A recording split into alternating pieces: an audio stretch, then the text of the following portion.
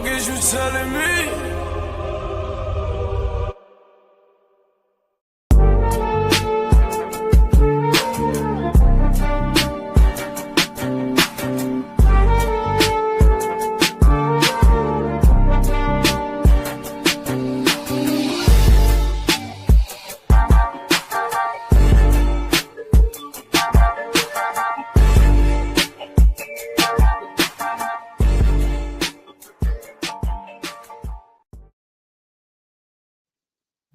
Yes, sir. Yes, sir. You were tuned in to episode 22 of Throw the Hook podcast. It's your boy G5 Jeff TV, aka G5, aka 5, aka the Guru. I got everybody favorite OG up in the building, man. Boxing First vlog is in the building. What is going on with you, brother? Man, I'm just behind the scenes making a lot of bus passes for all these dick riders out here in the boxing world. So y'all come on in, get y'all a Groupon discount on these bus passes.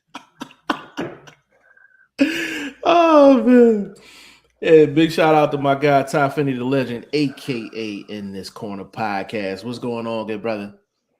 What's going on, man? Great weekend in fights, man. Let's get into it, man. Had a Yes, great time indeed. watching these cards. Yeah, I listen. It's no days off in boxing. It is no days off in boxing.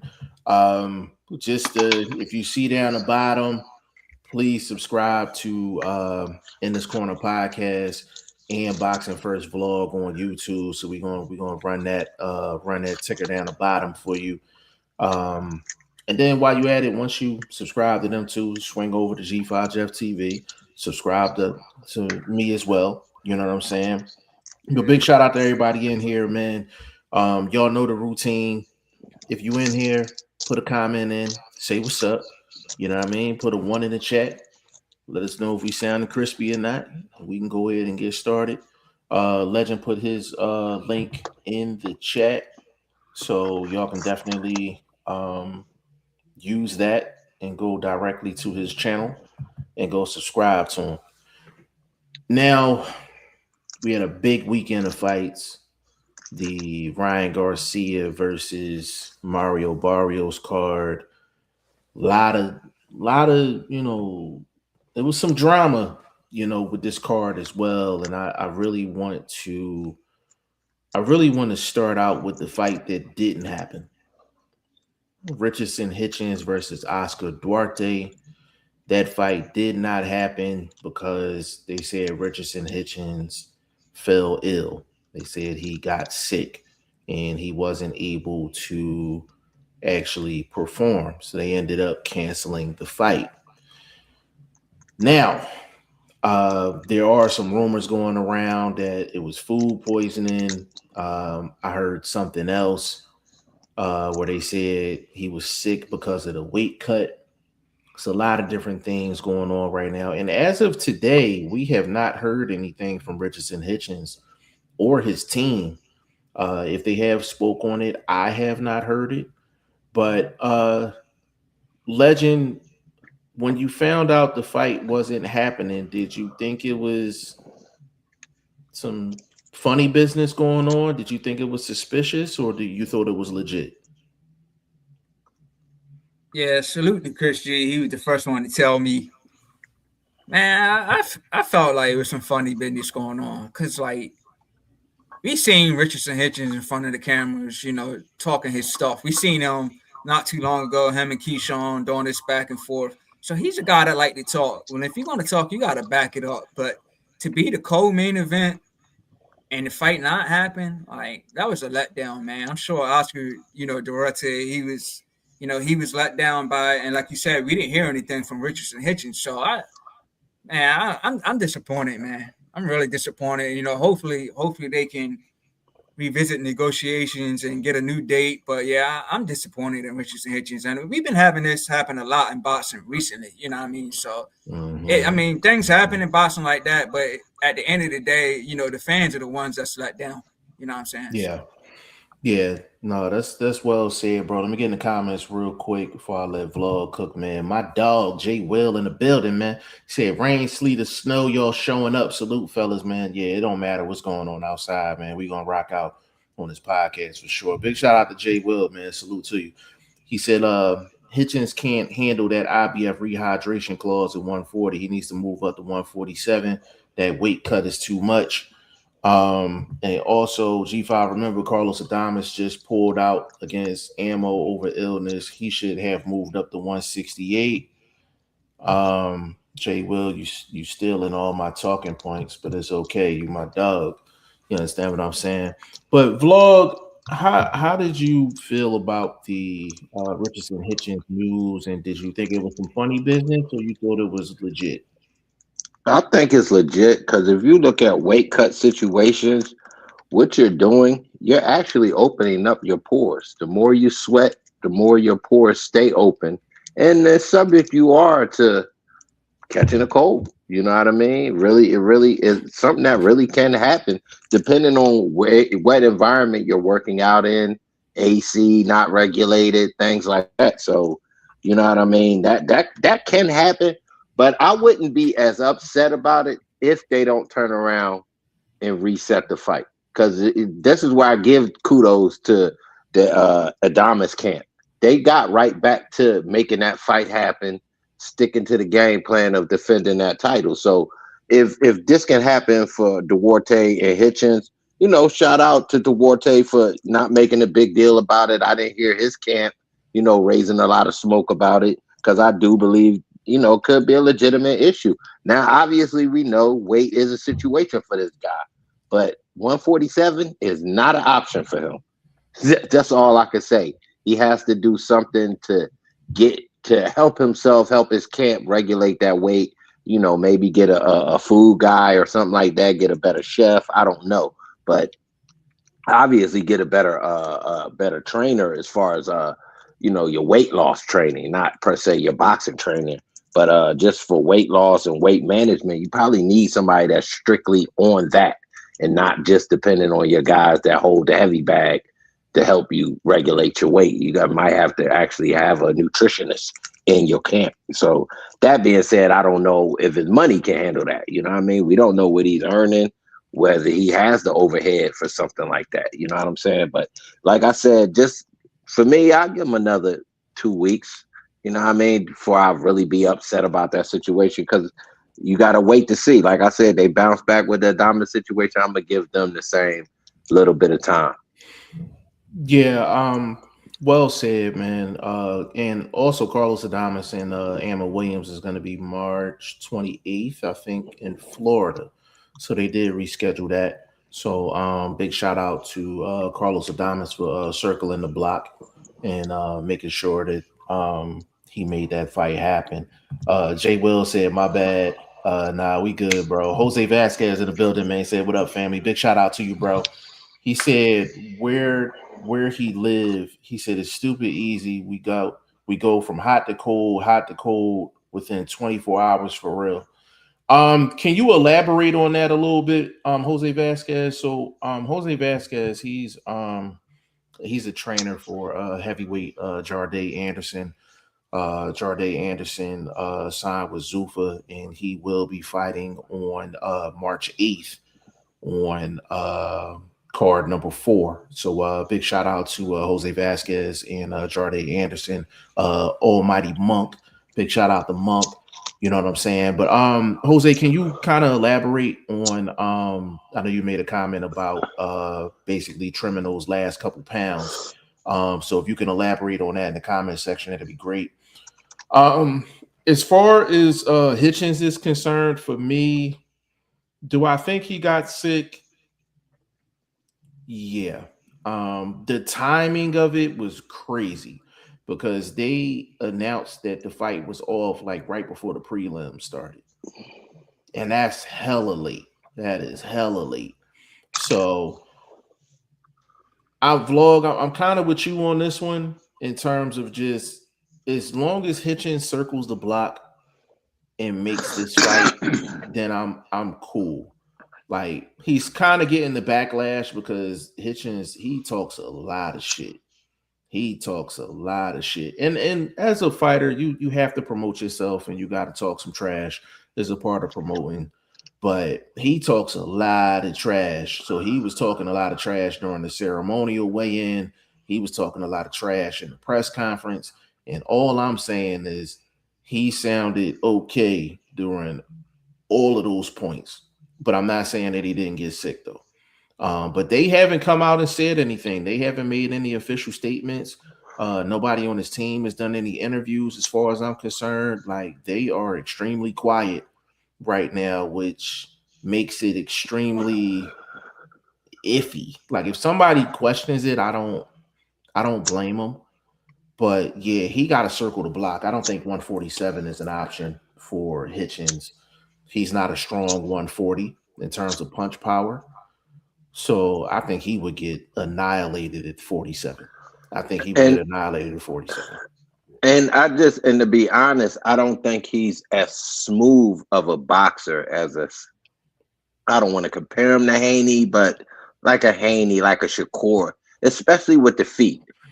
As far as his fundamentals and how he actually fights, he is an excellent boxer in that aspect. But an all-around game to say, yeah, he could slide up and just outbox a lot of guys at 147 to compensate for his weight issues. I'll just go up there and outbox.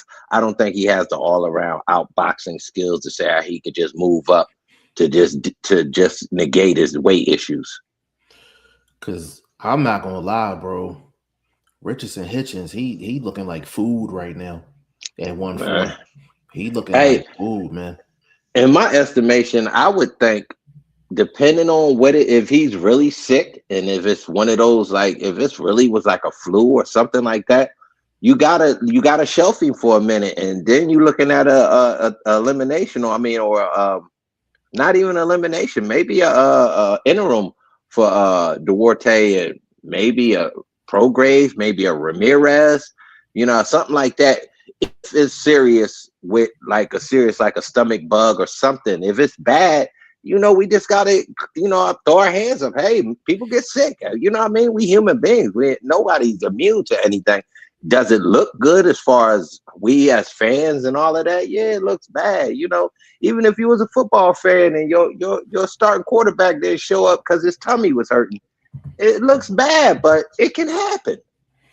Yeah, I think it's just, I think it was just the timing of it. And I think that's the difference between the Richardson Hitchens situation and Carlos Adames. At least with Adames, it came out the day before. There was actually people that verified that he was, like not well. And then they did speak on it afterwards, and it was a whole day prior. So they ended up getting another opponent for ammo and everything. It was this timing was everything with that. But yeah, Hitchens looking like he looking like a 3-piece value meal right now, man, with the crinkle fries.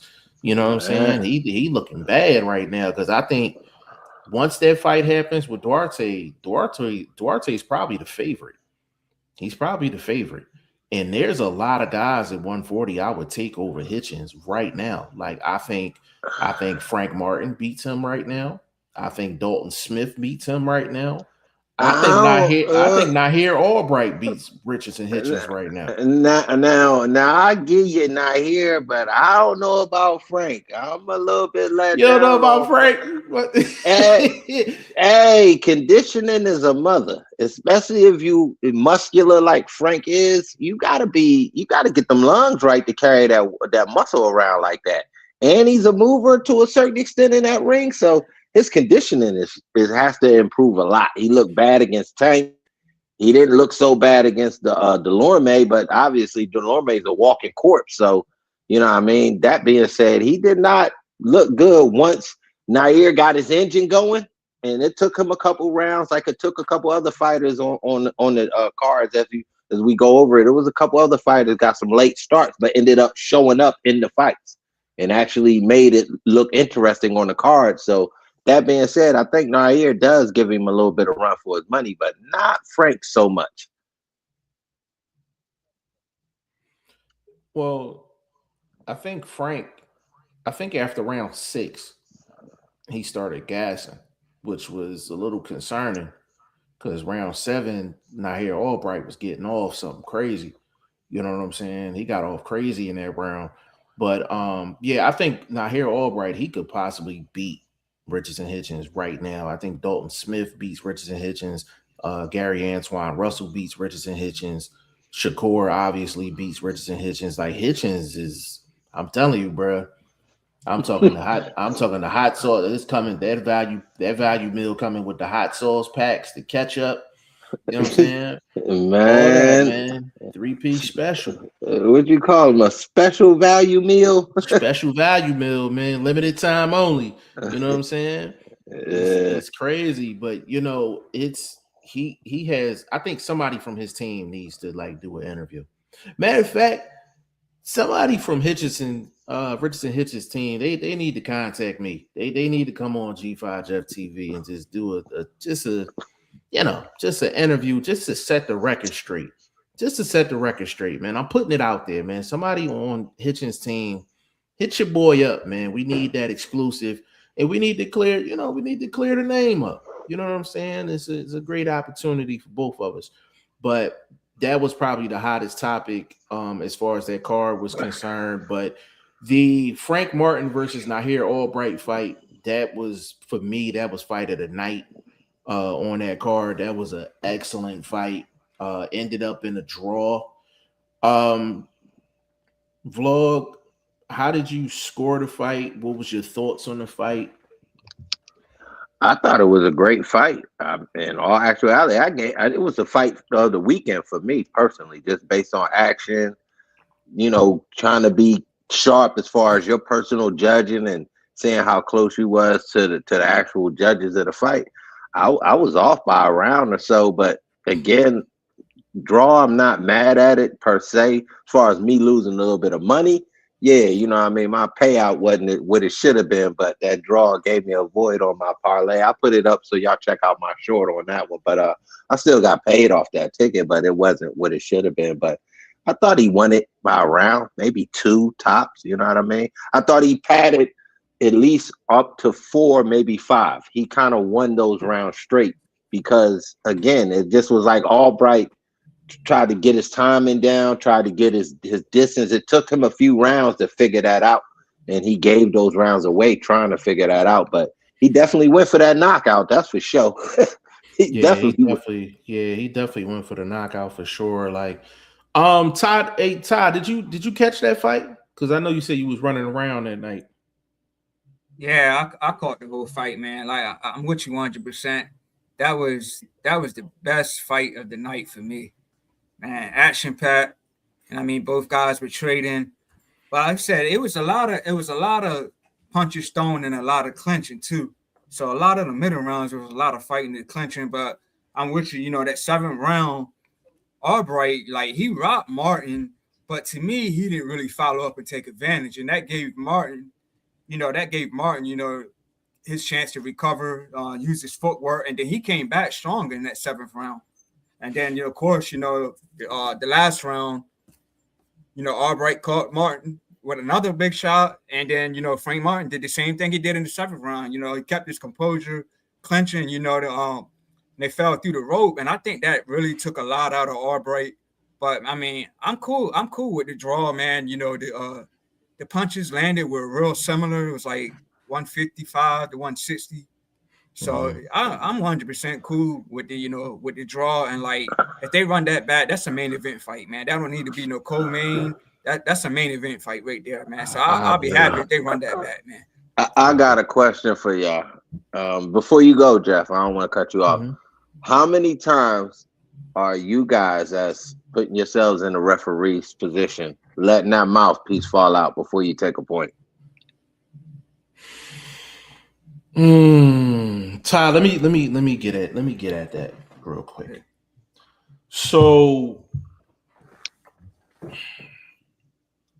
usually when you see that, they getting smacked around and they just can't keep the mouthpiece in.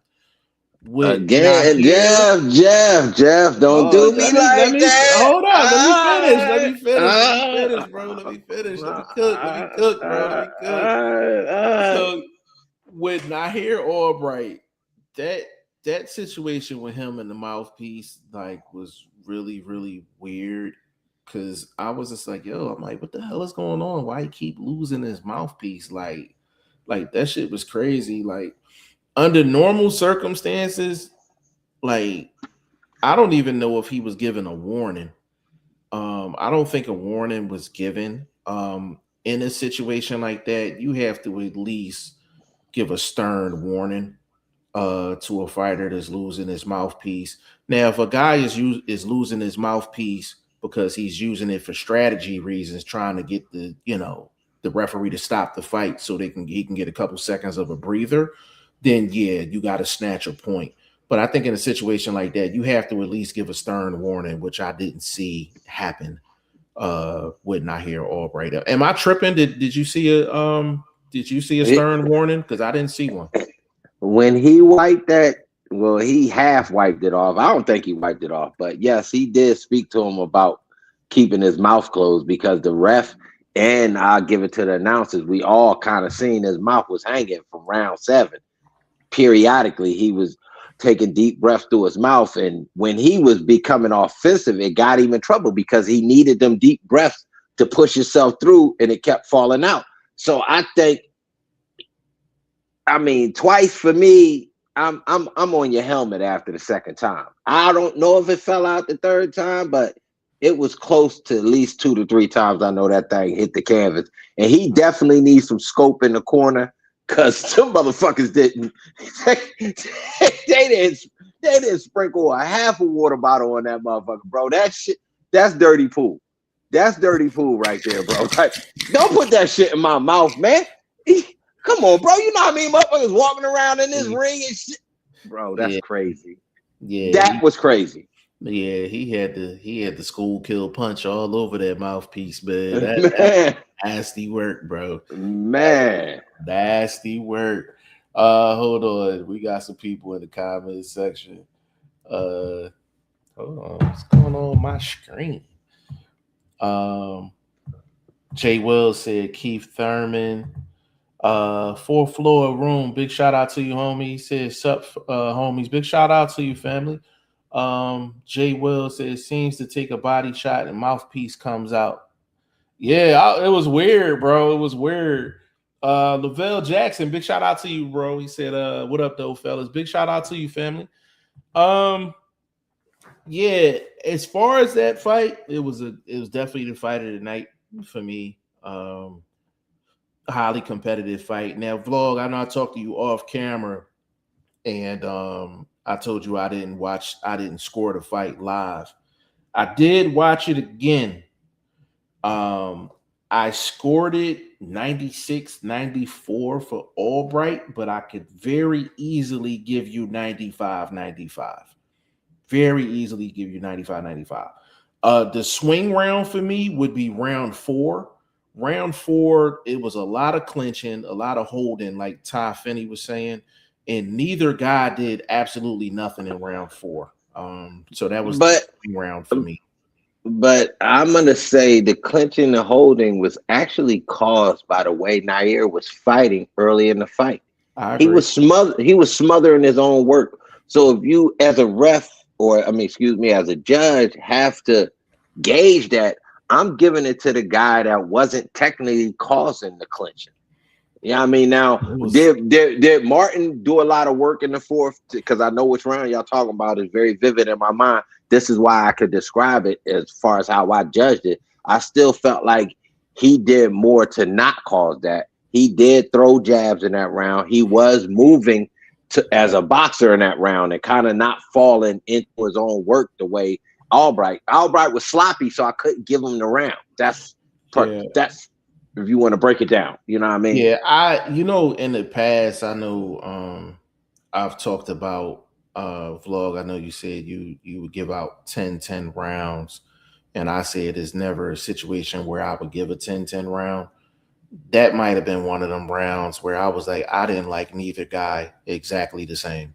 Like, I was like, round 4 was like terrible, but I had it 96-94. So basically I gave Albright round 1, I gave Frank round 2, I gave Albright 3 and 4. I gave Frank 5 and 6. I gave Albright 7 and 8. I gave Frank Martin 9, and I gave Albright 10. But again, round 4, I could have easily gave it to Martin, and that would have made it 95-95. So I don't have a problem with the draw. I don't have a problem with the draw at all. You know, so you had it. What you have it, Vlog? I think if you breaking it down just the way you scored it right there, for me, round 4 was my winning round for Martin. If I look back, like all our other rounds kind of meet up. I think round 1, yeah, I think I might gave round 1 to Albright, and then I thought Frank went on like a 3 to 4 round run in my estimation. Then it switched, obviously coming around 7, a little bit of back and forth. And if I want to be honest, I think I did give Frank round 10. Even though Albright was coming on, again, it was a lot of sloppiness. There's no way you gave Frank round 10, bro. That's the round he got rocked. I thought he got rocked in 7. He got rocked in 7 and 10. He Yeah, only 7 got and knocked 10. out at 10. Yeah, you probably gave him 9. Remember that. He fought well. Yeah, it might have been switched in. Yeah, but I still thought he eked it out. You know what I mean? Because like Ty said, he bounced back even though he got rocked. So I don't know. You can kind of say, okay, he rocked him, but did he win the rest of the round? Did he finish you know what I mean? That rock was crazy though. I give it to him. Yeah, that rock was crazy. But that 3 round, the 3 rounds straight, you're probably talking about 4, 5, 6. Because I gave Frank Martin 5, 6, and I could have easily gave him 4. If I gave Frank round, because I watched it twice. So the second time I scored it, I had it 95-95. The first time I had it 96-94, not here. But yeah, I gave Frank on my second card, which I'm more confident on, the draw card, I gave him 2, 4, 5, 6, and 9. Those are rounds that I gave to Frank, and I gave Nahir Albright 1, 3, 7, 8, and 10. But the 7 and 10 were very clear. But that was a go ahead, Ty, go ahead. No, I was just gonna say Albright, he could have edged it. Like if he got, but that's what I'm saying. You got to give Frank credit for keeping his composure and using his footwork to stay out of trouble. Because like I said, in the 7th round, when he got robbed, Albright didn't take advantage. He could have just jumped on him, but he didn't. He kind of let Martin get away with it. But in the last round, that's when Frank was really clinching. You know, like I said, clinching. Then he fell through the rope. So he kept his composure in the sense we're not going down. But if like Albright like put him down, I think he would have definitely got the decision. Yeah, and it was one of them fights, bro. It was a really good fight. It was a tight fight. But to be honest with you, I would be cool if I don't see it again. I would just want both guys to get a solid fight. Their next fight based off of their performance. That was a highly competitive fight. With both guys. Jay Will said vlog 100. Lavelle said, what up, though? Jay Will said, I remember William Skoll did that against Shishkin, spitting out his mouthpiece. Yeah, we starting to see that a little bit more, bro. Referees is going to have to make decisions on that for real. Lavelle said ref screwed Nate at the end with the mouthpiece. If the same thing happens with Pacquiao doesn't get the KO. Solid point. I ain't even mad at that. I gotta put a star next to that comment. Oh, yeah, that was legit. Jay Will, he said, but not mad at the draw. Jay Will said round 10, Albright rocked him. Yeah, he threw a 5-piece. He threw a 5-piece with the biscuit at Frank Martin. Oh, y'all, see, that was so late. I know y'all. That was so late. It was almost hard to you kind of add it up at the end and be like that clinched the round for him. That round was still close up to that point. So that was so late. He didn't get to eat off of it. so to Yeah, speak. but I mean that was still the defining moment I of the get. round. So Okay. I'm not mad at the draw. I'm not mad at the draw. I thought both guys fought well. I think Frank started gassing after 6, and that's a It, problem. That's a problem. yeah, I'm totally being honest with you. He doesn't need to fight guys that box a little bit or guys that are physically bigger than him. He needs like a Pro Graves. He needs a Ramirez, guys that level up with him, and he doesn't have to deal with their weight. Because if you looked at the way Nair was laying on him early as he smothered his own, that's physical weight. You gotta keep up off you. You gotta put your back foot down, holding your position. That's a lot of work in there, man. So yeah, I'm Yeah. definitely thinking that had a lot to do with him gassing out. And he for surely slowed down after 6. It was Yeah, like he had a flat tire, homie. Yeah, Nahir at the very least a slow leak for sure. Nahir fought well, man. Nahir fought well, man, and he's gonna give a lot of guys problems at 140. And you know the thing that's crazy though, vlog. Before we move on, that fight was at a catch weight. Yeah, I know. I heard. That was at 42. So I was like, if Frank Martin's gassing with the additional 2 pounds, imagine if he'd have just fought at 140 flat. Man, he might be a dude that's in that situation where he need him and Hitchens need to get together and you know what I mean, share a nutritionist and a goddamn not even a strength and conditioning, but maybe just a conditioning coach. Forget the strength. I need to work on conditioning. A nutritionist and a conditioning coach, bro, because they are both in situations where it could stall them out to a certain extent, or it can put them in a harmful situation. Yeah. But that was a great fight, man. But moving forward, we had Gary Antoine Russell got the victory over Andy Hiroka. And I thought this was an interesting fight. Vlog, I'm gonna go to you first. Did you think the scorecards was a little wide, or you felt like they got it right? I'm not even gonna fraud you, bro. I had that on mute, so I don't know what the official scorecards was. Once I seen, excuse me, pardon me, sorry about that. You good? Once I saw the scorecards, I actually agreed with it. I had him winning the fight by 2 rounds. So I don't know how close they was to mine, but I had to mute them dudes. They was getting on my nerves.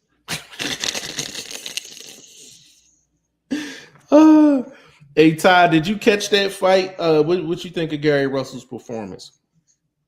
Yeah, I caught it, man. Like, I think Hiroka, he was boxing cautious, keeping his distance. Popping the jab. But round 3, Russell, like he had some moments. When he had Hiroka on the ropes, he was doing great body work, fast combinations. And round 5, he landed a big shot and he buzzed Hiroka. So Russell was doing good work with the jab too, but I felt like it was just kind of hard for him to get on the inside. I think he needed to get on the inside to do his work, but Hiroka was just keeping his distance. But I believe it was round 7, man. Hiroka was like doing great work with them body shots, man. I was asking myself, like, how was Russell still standing?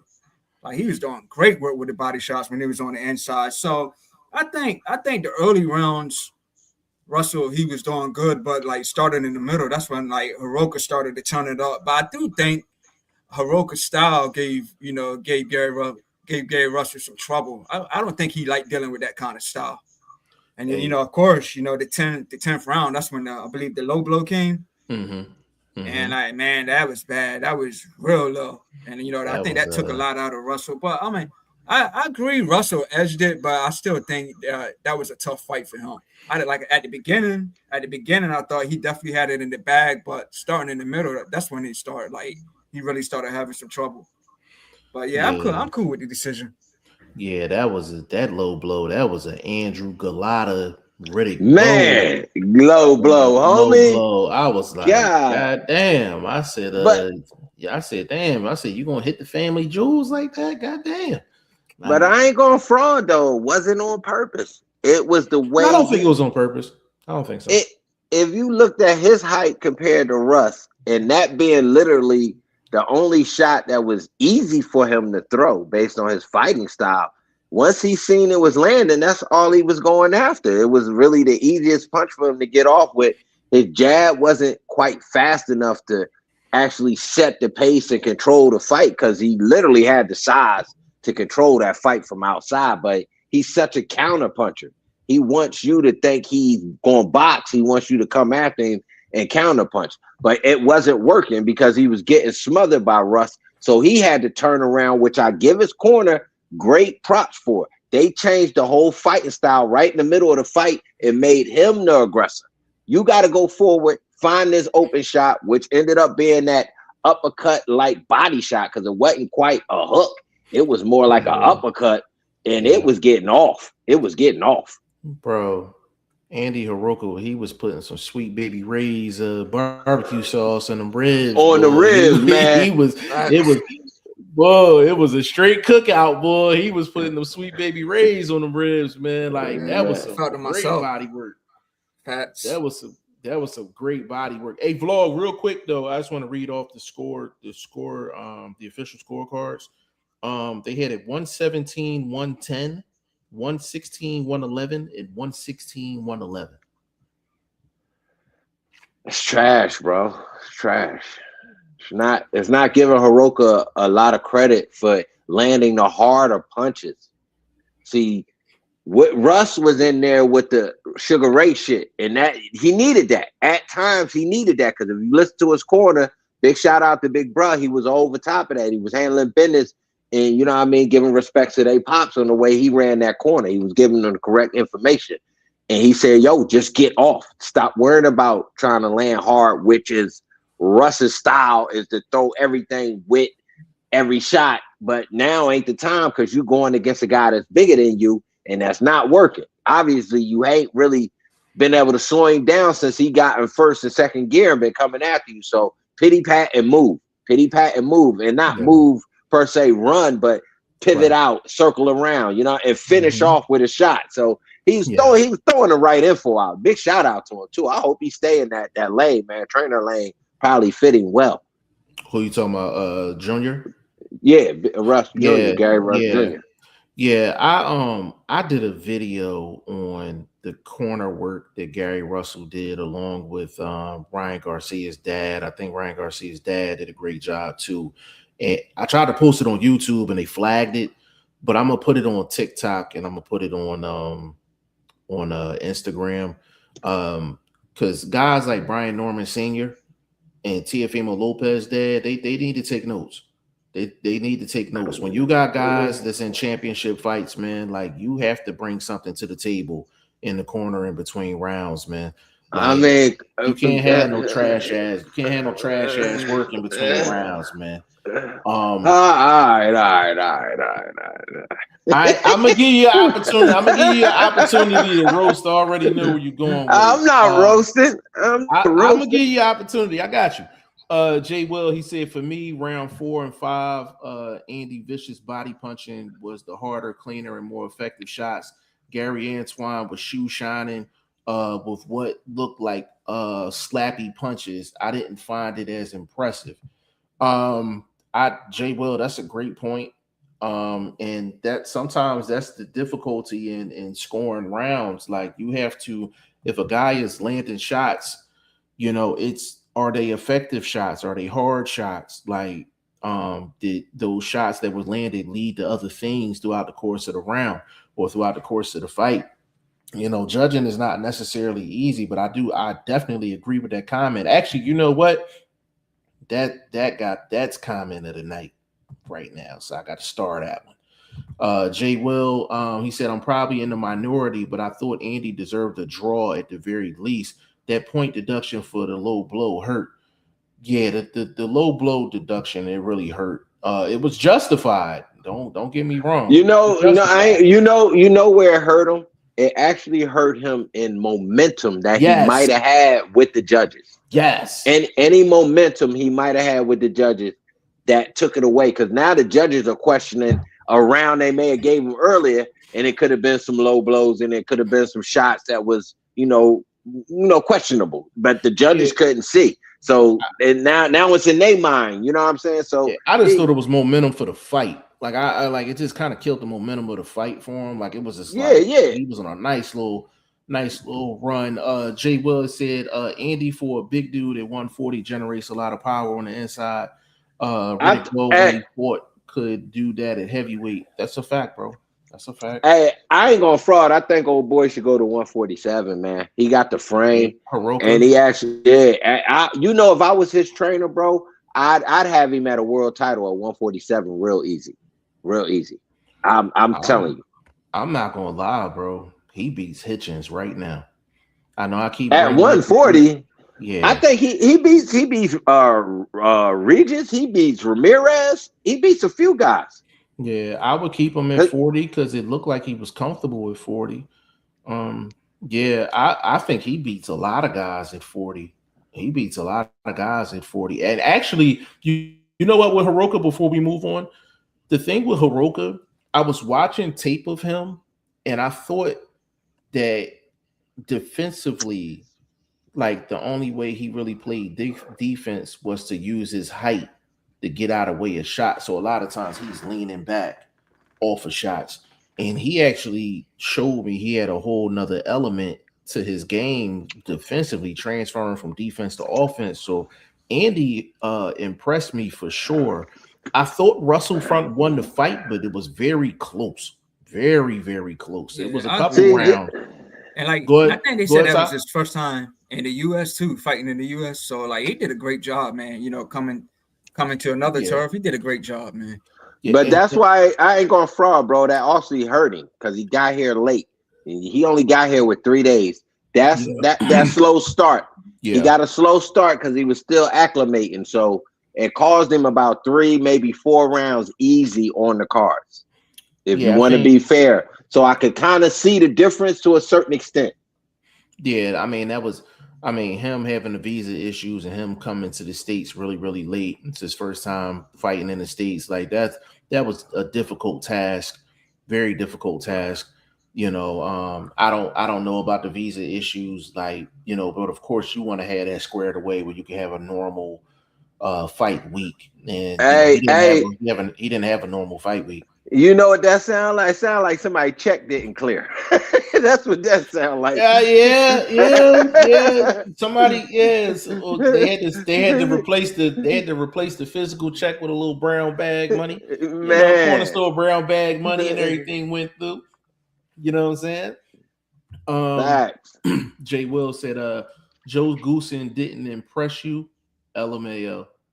Let's get into it. Let's get into it. We gotta get ready to go. Ryan Garcia versus Mario Barrios. Ryan Garcia, 12-0 pretty much with the knockdown, and he becomes the WBC welterweight champion of the world. Now I'm gonna save vlog for last, but Ty Finney, the legend, what were your thoughts on Ryan Garcia versus Mario Barrios? Man, Ryan looked phenomenal. He looked phenomenal, man. Fast shots, nice hooks. Like you said, put Barrios down in the first round. Like them shots were loud. I'm like, you couldn't hear the shots. So like, this is what I said, on one of the shows before. I said, Ryan mentioned, when he fought Rolly, he didn't have that, he didn't have that excitement, pulling up in the cars, fighting outside. But this was his shot, to become a world champion, and he did a great job. So, now he's world champion, so he can look back over his career, said he's accomplished that. So Barrios, man, to me, he's just one of the weakest 147 champions I've seen, man. And weak performance by Barrios, but like Ryan, man, and vlog, I don't want to hear nothing about him being on Canadian grade A, Canadian moose piss or nothing like that, man. That was Ryan Garcia, bro. That was Ryan Garcia, man. So I don't want to hear none of that Canadian moose piss stuff, bro. Yo, hold on. I was gonna go next. I can't. Vlog, go. All right, bro. This is why I told y'all I was producing a lot of these bus passes for y'all, man. So y'all can save mileage on y'all vehicles as y'all track down y'all favorite fighters out here in the traffic. Come get one of these bus passes from your OG. You understand what I'm talking about? Check this out, bro. You cannot look that phenomenal when your opponent is that bad. I cannot give you credit and give you no A double plus, A minus. I give you a B because you were fighting a D fighter at best, and you couldn't even knock him out. Simple. And as far as giving his dad all his credit, stop. The shit was so easy, bro. You didn't have to say nothing. So how can I give you credit for saying something you really didn't have to say? It's like telling me the sun coming up and I can see it's morning time. Come on, bro. You want me to give you credit for that? Come on, bro. Stop. Let's slow down. Take it easy. When has he done that against elite competition? You tell me. What elite competition has he looked like that against? So I'm not giving you phenomenal. I'm not giving you phenomenal. I can't do it. Did he look okay? Yeah, he looked okay. Okay. Now, as far as the moose piss and the space juice, I don't see no evidence that he wasn't on nothing. Testing. You telling me you've been tested. I don't see no results. There's been public information in the past. Why is this not public? Because we dealing with the WBC, World Boxing Contamination Belt.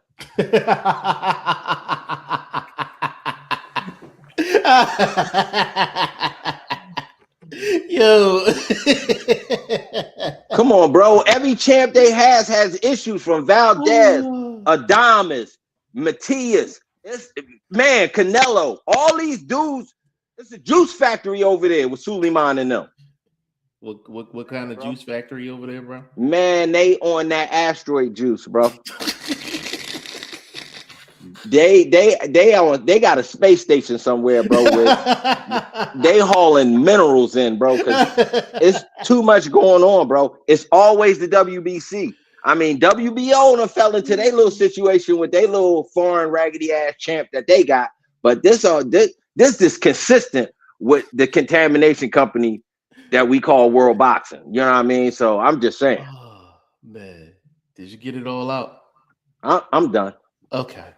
All right. Jay Will in the comment section, he said Barrios has to be the ultimate overachiever. Got main event slots with Tank, Ryan, Pacquiao, and Thurman. That's a fact, bro. That's a big time fact. Matter of fact, I gotta start at. That's a big fact. Jay Will also said Barrios and Cambosis, I swear they keep getting big opportunities. Yeah, they've definitely lucked up, man. Big shout out to Bobby 71177. Big shout out to you, family. If you're not subscribed to the channel, please shoot over to G5 Jeff TV. Click the subscribe button on the screen. Then shoot over to Boxing First Vlog. Go ahead, hit the subscribe button over there. Then hit a left turn and go over to In This Corner Podcast and go subscribe to him as well. And then we're gonna subscribe to you right back because that's what we do. Now, Ryan, the best welterweight. Tell your boy Devin to not duck this rematch. I'm gonna let Vlog go again. Go, bro. I'm gonna leave the comment up.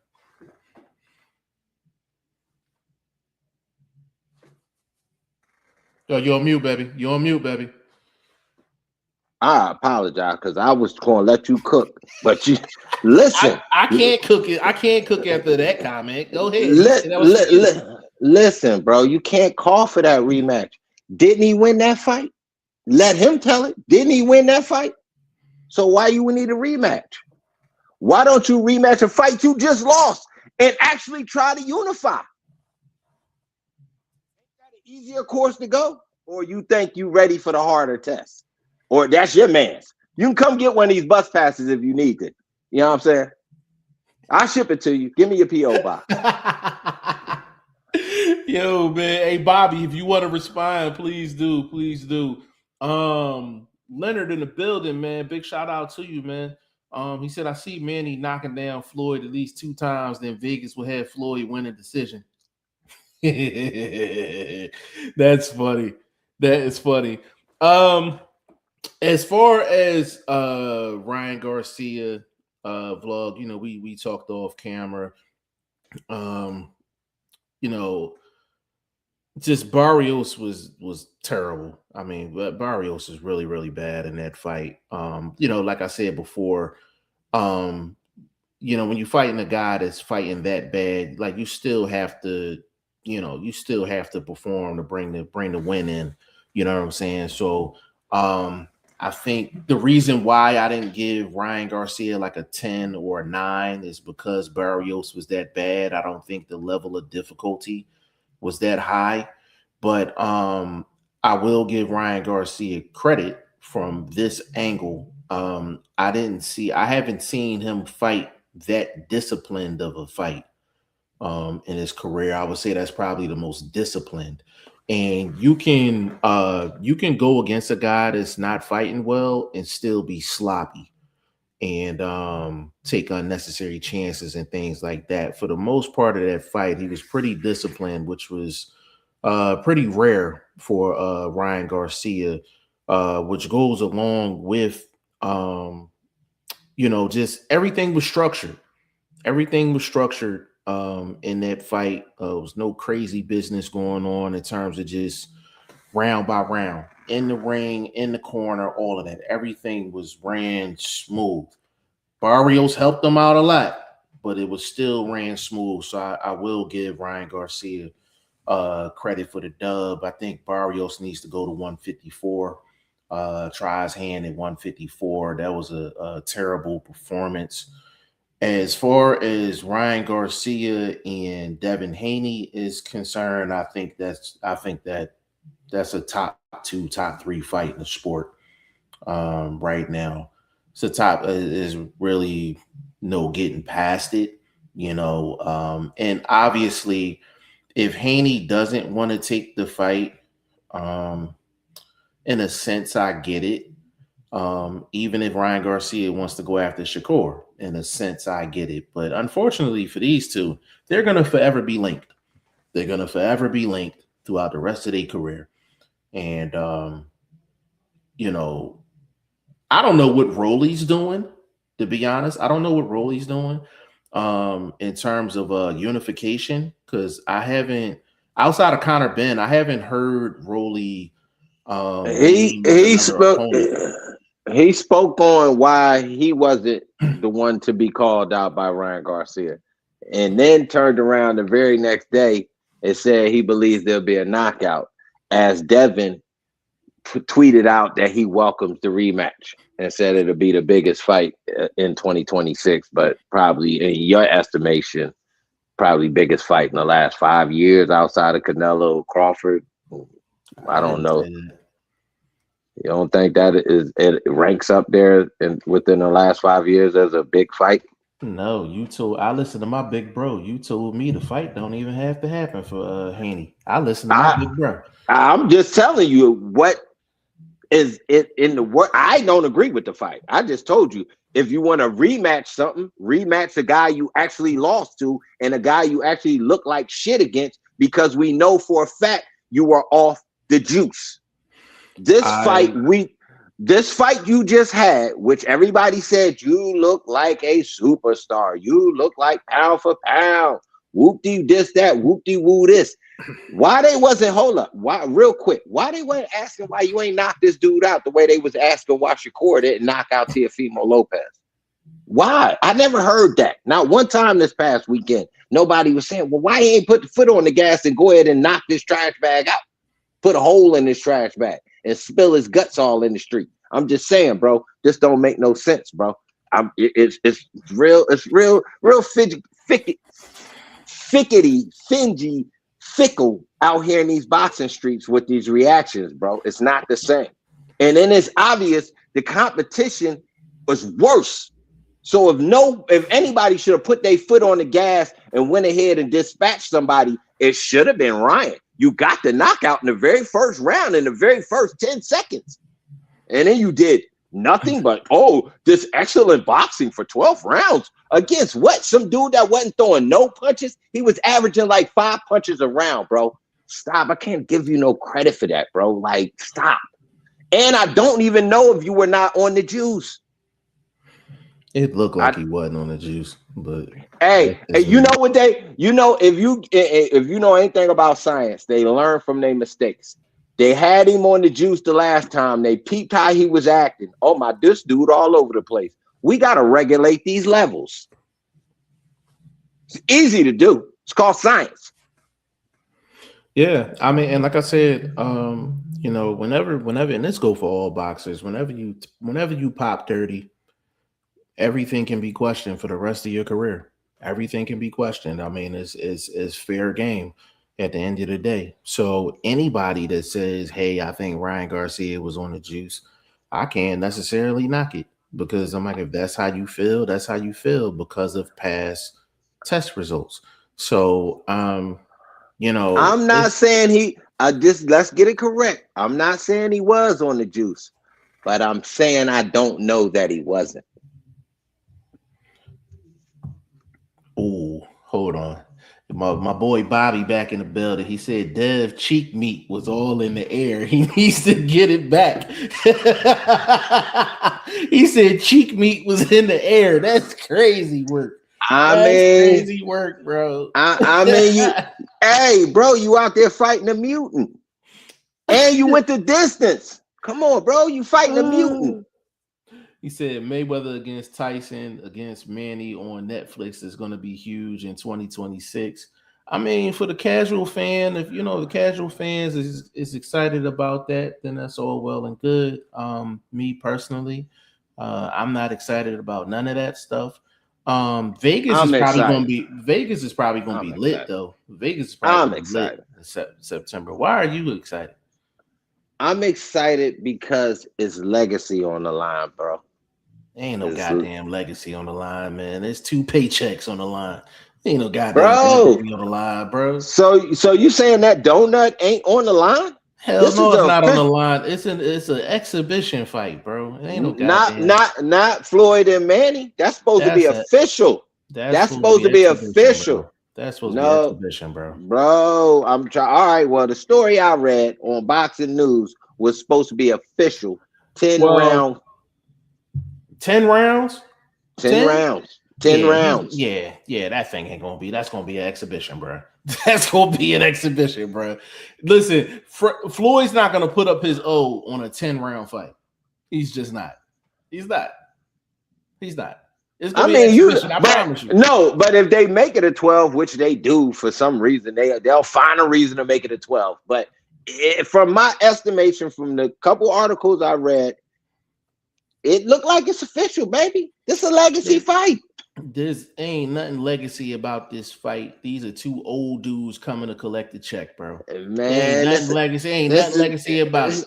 This that donut, baby. This ain't official. Ain't no goddamn donut. You are a hater. They can go to Krispy Kremes, man. There ain't no goddamn donut on the line, man. They can get a 12. They can get a 12 piece for half off at Krispy Kremes, man. But at this point, they both at the same level. Obviously, Floyd don't have a wear and tear. And then hold on, let me cook real quick. Floyd don't have a wear and tear. Manny's been active enough that he should come in and put up some decent competition. That's why I think it's cool for nostalgia's sake. I'll agree with that for nostalgia. And you know who it's really for? You know who this fight is for? This is for Maxie Pad Kellerman. See, I disagree. This is for him, because if Manny Pacquiao so happens somehow to win this fight, I'm telling you, I mean, I think Maxie Pad might go in there and kiss his butt, literally in front of the whole world, because he truly believes that man is better than Floyd in all aspects of boxing, legacy wise, and actual career numbers and outcome and things of that nature. So I think Max Kellerman is a freaking idiot, but that's my personal opinion. Man, you don't like Max, do you? Man, I don't like none of them old wicked media head type of dudes, bro. They real two-faced and slick. You know what I mean? Bunch of undercover racists, but they ain't gonna stand on it in front of your face.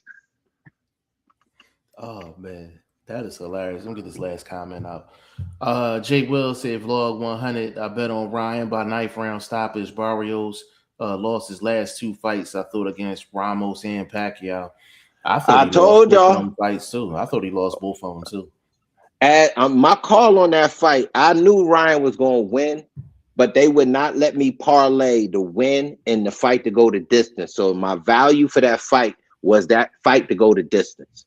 I just knew that fight was going the distance, and that was the best bet numbers wise. It was like minus 140. You know what I mean? With Ryan and everybody else was like Ryan just to win was like -2 at finish. It was -240. So by ring bell time. So it's no value. But if I wanted to parlay it, but they didn't let me. Only fight that actually let me parlay, they let me parlay Woods to win and go the distance, and let me parlay Russ to win and go the distance. Okay. So I hit a couple cards that weekend. You know what I mean? Nothing a little light work. You know what I mean? Nothing too heavy. But the original bet was nasty with the bonus on it. Oh, bro, that shit was like +900, 974.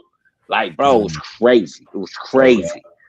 Yeah, but Hitchens let me down because he was going to lose if he stepped in that ring that night. So again, I don't know if somebody on here listening and they know Richardson Hitchens or his team, his coach, his manager. I need that interview, bro. I need that interview because we got to get that cleared up, man. We got to get that cleared up. And it's kind of like you're kind of walking that fine line because it's like you don't want to see a fighter sick or hurt or anything like that. It was really just the timing of it. So we definitely need to talk to somebody in Hitchens' camp to kind of clear up the details and put everything together. But they still got to make the fight with Duarte. Like, there's no only way he gets out of the Duarte fight is unless he drops the belt and go in a different direction. That's the only way he gets out the Duarte fight. And I don't think that's not a good look for the way and the trajectory that he was on, the way he was jaw jacking. You know what I mean? So he got to, you got to stand on that business. So you got to get back in shape, take this fight and handle your business. I still think he'll lose because I think weight going to be an issue, whether it was last week or 3 weeks from now. I still think weight going to be an issue for dude. And he don't got the strength to keep a dude like Duarte off of him. Keep him honest. You have to be able to keep a dude like that honest, and it's gonna be issues for him. And you know another thing, real quick, just speaking on that, bro. Like, the reason I felt like Hitchens was probably gonna lose is because the Oscar Duarte versus Kenny Sims Jr. fight. I thought Kenny Sims fought very well. I thought he fought very well. I remember that, yeah. And Duarte pulled it out because it was I just felt like it kind of gave me the Andy Cruz fight vibes where pressure. Yes. Kenny Sims, he fought well, but he didn't clinch and he was just moving entirely too much. Yeah, too much. But he fought well though. But I was just like, can Hitchens actually duplicate what Kenny Sims Jr. did? And I was just like, I didn't think so. He don't got the footwork. He don't. He don't got. Yeah, he ain't not that slick when it comes to being elusive with boxing. He's slick when it comes to following up that jab, getting that range for that jab. Yeah, he can walk you down, but that off the back foot, pop that jab, slide out the side door. He ain't that kind of guy. No. And that's why I was like, that's why for Duarte, that was the perfect fight for him to have to prepare for Richardson Hitchens. That Kenny Sims Jr. fight. And you had weight issues. Oh, that was food. Yeah. Like you Duarte said. Duarte might have messed around and stopped Hitchens. Yep. Could have been. I'm not knocking him getting out of the fight if he wasn't close to 100%. I'm not knocking it, but he gonna have to circle the block and come back for that. But yeah, we gonna close this thing out, man. Hour 5 minutes strong. Well, actually, I'm off tomorrow, so probably gonna cook up tomorrow too, because we gotta cover the Navarrete card. A sleeper fight on that card is Abel Ramos and Tahir Smalls. I think that's gonna be an amazing fight. So we got a lot more boxing to talk about. But Ty Finney, the legend, man, giving you social media and everything.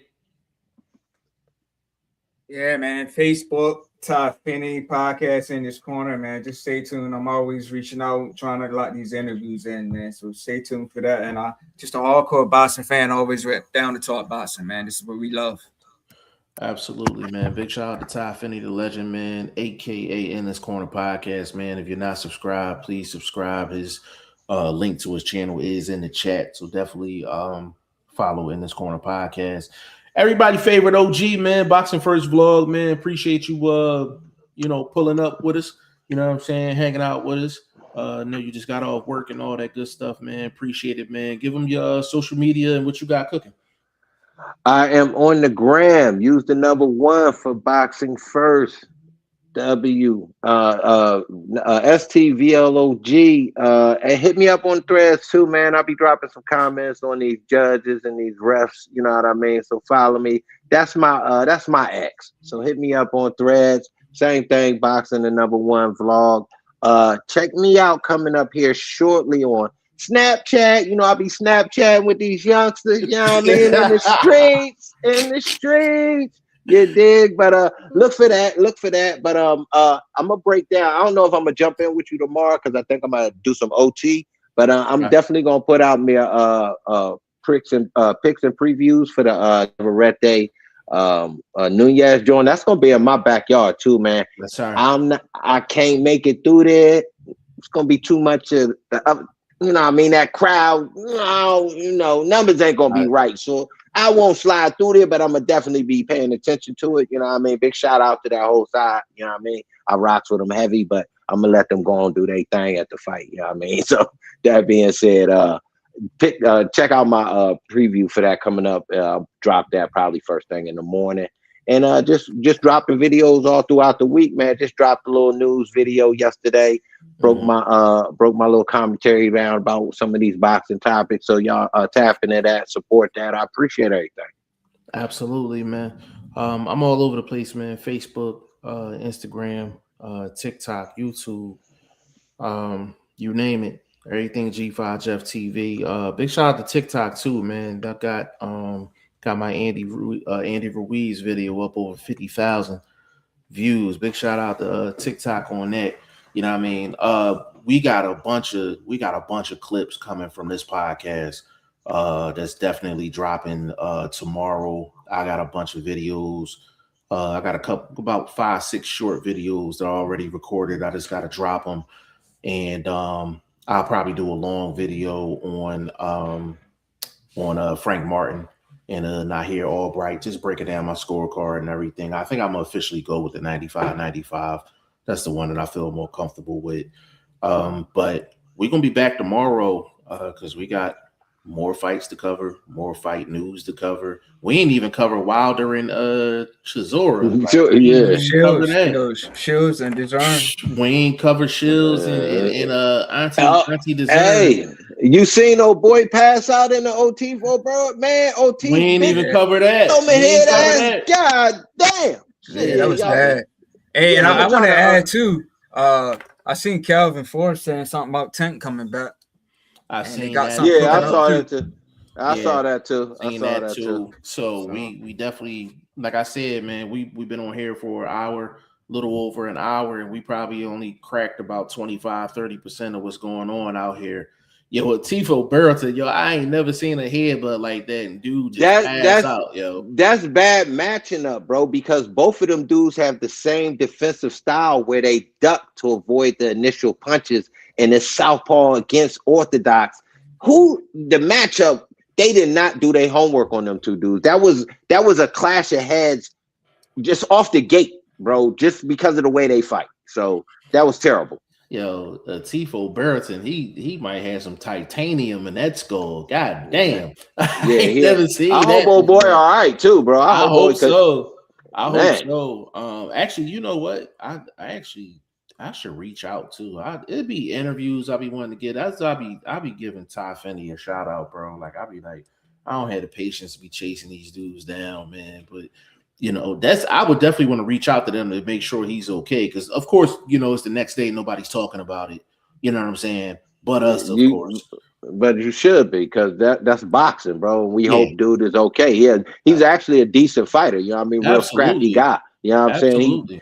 He one of them dudes comes to earn his paycheck. You might not see hella action from him all 3 rounds, but at some point he gonna get his in. So, you know what I mean? I hope he okay. He get his opportunity to get back in there. Yeah, we're gonna reach out to him, man. But on behalf of Ty Finney, the legend, in this corner podcast, everybody favorite OG, Boxing First Vlog, your boy G5 Jeff TV, aka G5, aka 5, aka the Guru. This was episode 22 of Throw the Hook Podcast. We right back tomorrow with episode 23 of Throw the Hook Podcast, because in 2026, ain't no days off in boxing. So we gotta keep our foot on, on the neck. You know what I'm saying? So we'll see y'all tomorrow. Peace. Peace.